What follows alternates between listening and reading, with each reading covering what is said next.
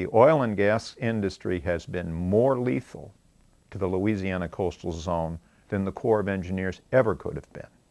The state has been not only unwilling to recognize the linkage between oil and gas and environmental harm, it has opposed anyone who said it.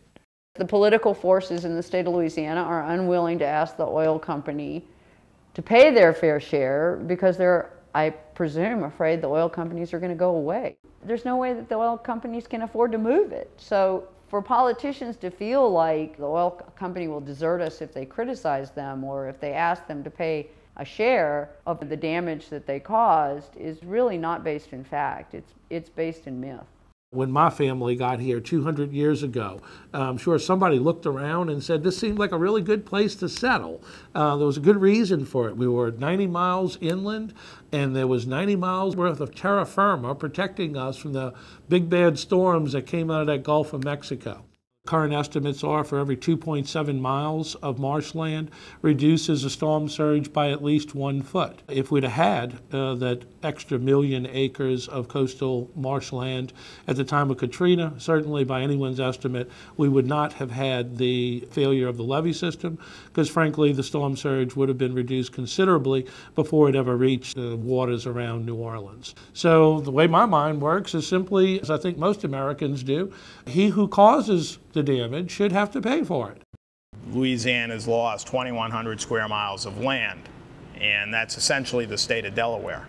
If you put the state of Delaware between New Orleans and the ocean, then New Orleans doesn't need any levees. So that's how much land used to be there that has melted away. 90 to 95% of the oil and gas reserves are beyond the state boundary that are in federal water. 90 to 95% of the pumped oil and gas and 90 to 95% of the future pumping is off Louisiana. We've been bearing the environmental cost.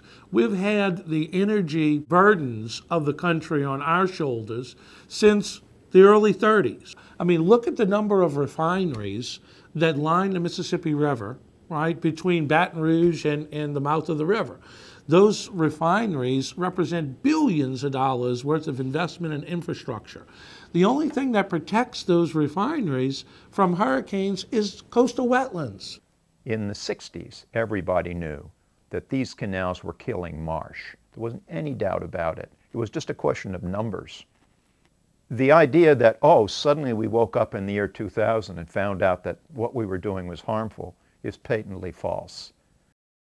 The United States Army Corps of Engineers, 40 years or more ago, did a study that proved unequivocally that saltwater intrusion killed coastal wetlands, killed the marshlands, killed freshwater estuaries. And that was paid for with public dollars, was publicly available and publicly published, certainly known to the oil and gas industry, and certainly should have been known to the state of Louisiana and the Department of Natural Resources here in the state of Louisiana.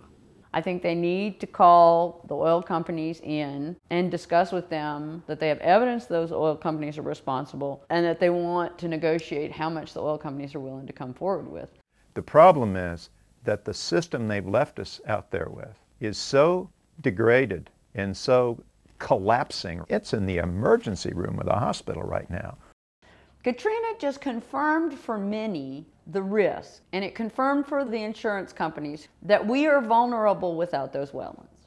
So it is logical that if you restore the wetlands, create that buffer, businesses and insurance companies are going to feel more comfortable coming back because the risk will be less. So I think it's very possible that New Orleans will be as vibrant and thriving as it ever was